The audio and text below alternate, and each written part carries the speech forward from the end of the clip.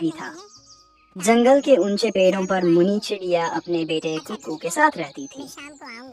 मुनी एक समझदार और शांत चिड़िया थी जो अपने बेटे को हर बात सिखाने की कोशिश करती। उसके घोंसले में एक पुराना लेकिन अनोखा टीवी था।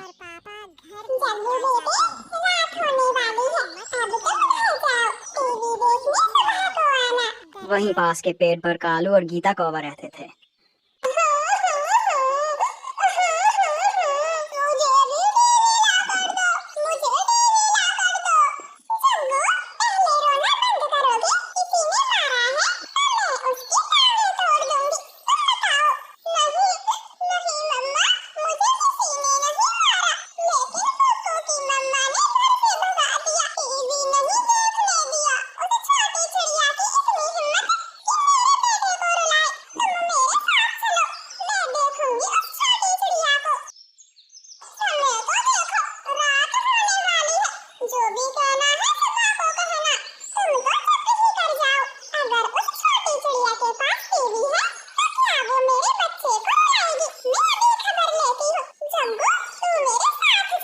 गीता कौवी बहुत ही शरारती थी और उसकी आदत थी कि वो अपने बेटे जग्गू को गलत कामों के लिए उकसाती रहती थी। जग्गू वैसे तो शरारती था, लेकिन उसकी माँ उसे हमेशा कहती, अगर कुछ चाहिए तो ले लो, जो दिल करे वो करो।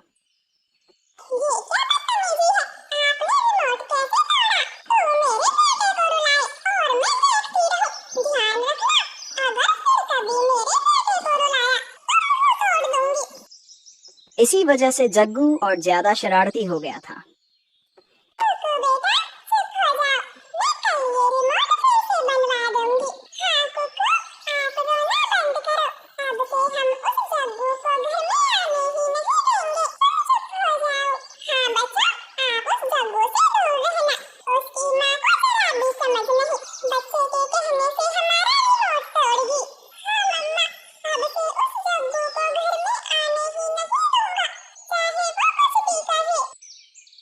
कुकू और गुड़िया टीवी देख रहे थे। तभी जग्गू कौवा भी आ जाता है।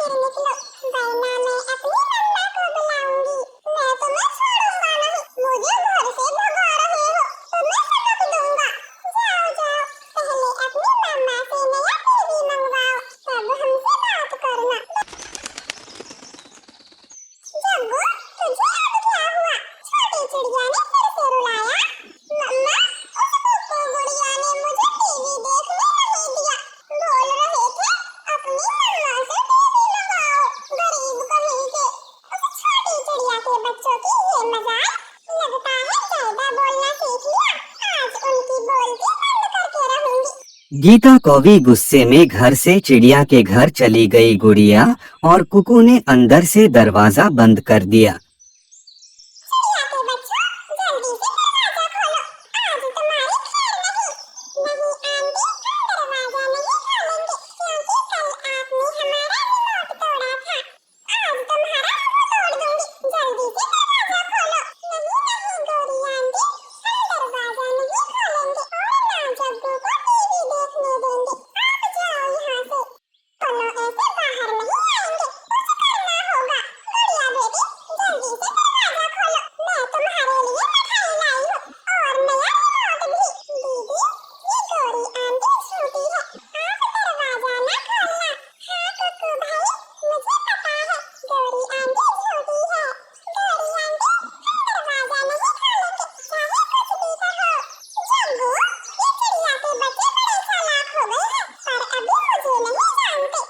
गीता कौवी गुस्से में वहीं पर छिप कर बैठ जाती है।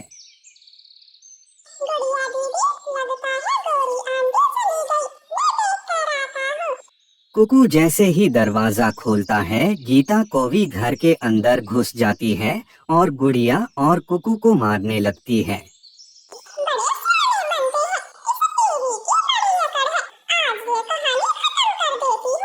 फिर गीता कौवी टीवी को नीचे गिरा देती है और वहां से चली जाती है। फिर थोड़ी देर बाद मम्मा चिड़िया घर आती है तो बच्चे सारी बातें बताते हैं।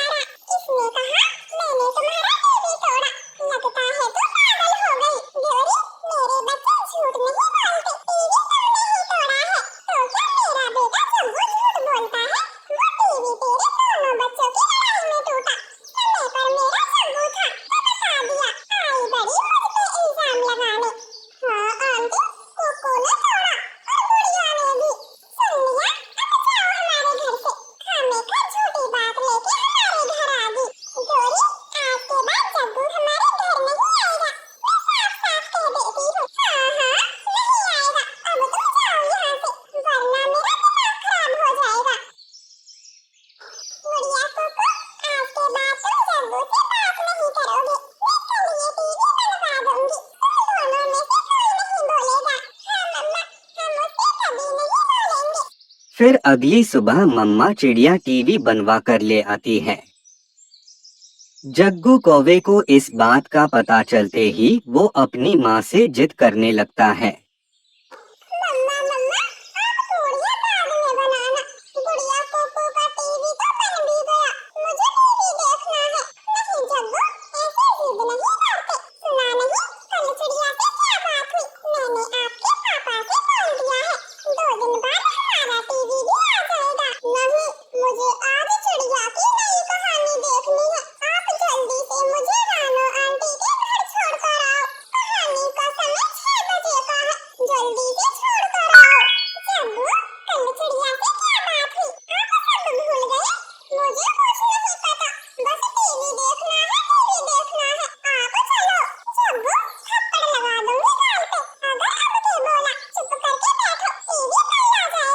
इस हड़बड़ी में जग्गू ने गलती से अपनी माँ गीता की तरफ मुड़ते हुए उसे जोर से पंख मार दिया, जिससे गीता गिर पड़ी।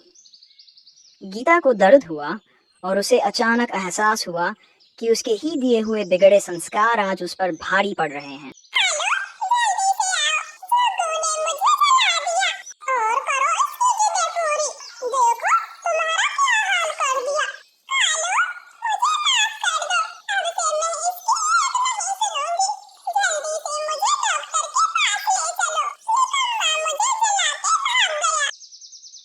गीता को अपने किए पछतावा होने लगा।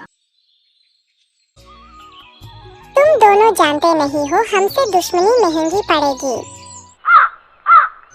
मुनी चिड़िया चले दाना लेने, आज हम दोनों भी तुम्हारे साथ ही जाएंगे। मगर मैं तुम दोनों दुष्ट कौवों के साथ कभी अनाज लेने नहीं जाऊंगी। तुम दोनों बहुत बुरे हो। पिछली बार भी मेरा सारा अनाज चुरा लिया। मैं तो अब अपने दोस्त हरिराम तोते के साथ ही जाऊंगी। ऐसा कह गौरी चिड़िया उड़ जाती है। इस मुनी चिड़िया की जब से उस मोटी चोंच वाले हरिराम तोते से दोस्ती हुई है, तब से कुछ ज्यादा ही हवाबाजी करने लग गई है ये। इस मुनी चिड़िया और उस हरिराम तोते के बीच लड़ाई लगानी होगी। ना रहेगी चिड़िया और तोते की दोस्ती और ना ही जाएगी मुनी उसके साथ भोजन लेने। कालू जी पर इन दोनों को हम लड़ाएंगे कैसे? गीता, ये सब कुछ तुम मेरे पे छोड़ दो। अब कालू कौवा और कौवी भी वहाँ से चले जाते हैं। उधर तोता भी बैठा हुआ चिड़िया का इंतजार कर रहा था। हरिराम भैया, मुझे आने में थोड़ी देर हो गई। मैं जब आने लगी तब वो काले कौवे मेरे पास आ गए थे। हाँ मुनी चिड़िया, वो दोनों कालू और गीता कभी मेरे पास भी आए थे, पर मैंने उनको भगा दिया था। वही थोड़ी दूर बैठे कौवा और कौवी उनकी बातें सुन रहे थे। तुम दोनों जानते नहीं हो हमसे दुश्मनी महंगी पड़ेगी। जब तोता और चिड़िया दाना लेने चले जाते हैं तो मौका देखकर कालू कौवा और गीता कौवी अंदर घुस जाते हैं और तोते के घर से पैसों की पोटली चुराकर वहां से चले जाते हैं। फिर वो उस पोटली को चुराकर चिड़िया के घर पर आ जाते हैं, जहाँ चिड़िया का बेटा घर में सो रहा था। वो दोनों चुपके से वो पोटली वहाँ पर छुपा कर रख देते हैं। चलो कालू जी अब यहाँ से भाग जाते हैं। अब वो दोनों वहाँ से चले जाते हैं। मुनी चिड़िया, जब से मेरी तुमसे दोस्ती हुई है तब से मेरा जीवन आसान हो गया है। पहले मैं अकेला ही दाना लाया करता था, पर अब तुम साथ रहती हो तो अनाज आसानी से मिल जाता है। हरिराम भैया, अगर हम सब मिलकर एक दूसरे का साथ दे तो सारे काम ऐसे ही आसान हो जाते हैं। अब वो दोनों ऐसे ही बातें करते करते अपने अपने घर दाना लेकर चले जाते हैं। अब हरिराम अपने घर जाकर देखता है तो उसे वो अपने पैसों की पोटली नजर नहीं आती। हरिराम तोता इधर उधर देखता है पर कुछ नहीं मिलता। वो बैठकर रोने लगता है। तभी वहाँ पर कालू कौवा और गीता कौवी आते हैं। क्या हुआ हरिराम भैया, आप ऐसे रो क्यों रहे हो? कुछ नहीं हुआ कौवो, जाओ तुम दोनों यहाँ से। तोते भैया, आप चाहे हमें अपना दोस्त समझो या ना समझो, पर हम आपको अपना दोस्त मानते हैं और हम तो जा ही रहे थे। बस आपको एक बात बताने आए थे। जब मैं और कालू अपने घर की तरफ जा रहे थे तो तभी हमने देखा कि चिड़िया का बेटा कुकू आपके घर से एक पैसे की पोटली चुरा कर ले जा रहा था। तो हमने सोचा आपको बताते जाएं। तुम ये कैसी बातें कर रहे हो? वो चिड़िया का बेटा ऐसा नहीं कर सकता। मैं नहीं मानता। ठीक है, तो फिर हमारी तो मत मानो, पर एक बार उस मुनी चिड़िया के घर की तलाशी लो, तभी पता चलेगा कौन सच्चा है और कौन झूठा। अब हरिराम तोता थोड़ी देर बाद मुनि के घर पर आता है और कहता है, मुनी चिड़िया, मेरे घर से मेरे पैसों की पोटली चोरी हो गई है। तोते भैया, आप चिंता मत करो, जिसने भी ये काम किया है वो कभी सुखी नहीं रहेगा। आप देखना भैया, वो जल्दी ही पकड़ा जाएगा। मुनी, मुझे तुम्हारे बेटे पर शक है। मुझे आपके घर की तलाशी लेनी है। ये सुनकर मुनि चिड़िया का दिल को धक्का सा लगता है। ये आप कैसी बातें कर रहे हो तोते भैया? मेरा बेटा कुकू कभी भी ऐसा नहीं कर सकता। आपको कोई गलतफहमी हुई है। मुझे कोई गलतफहमी नहीं हुई, मुझे तलाशी लेने दो। ऐसा कहकर हरिराम तोता घर की तलाशी लेता है तो उसे बेड के नीचे से वो पैसों की पोटली मिल जाती है। ये क्या है चिड़िया, तुम मेरी दोस्त थी इसलिए मैं तुम्हें कुछ नहीं बोल रहा और मैं जा रहा हूँ। अब तोता वहाँ से चला गया। मुनि चिड़िया ये सब देखकर सुन पड़ गई और अपने बेटे कुकू से पूछती है, कुकू बेटा, मैं आपकी माँ हूँ, आप मुझे तो सच बता देते। आपने ये अच्छा नहीं किया। क्या मैंने यही संस्कार दिया था? नहीं मम्मा, आप ऐसा सोच भी कैसे सकती हो कि मैं चोरी कर सकता हूँ?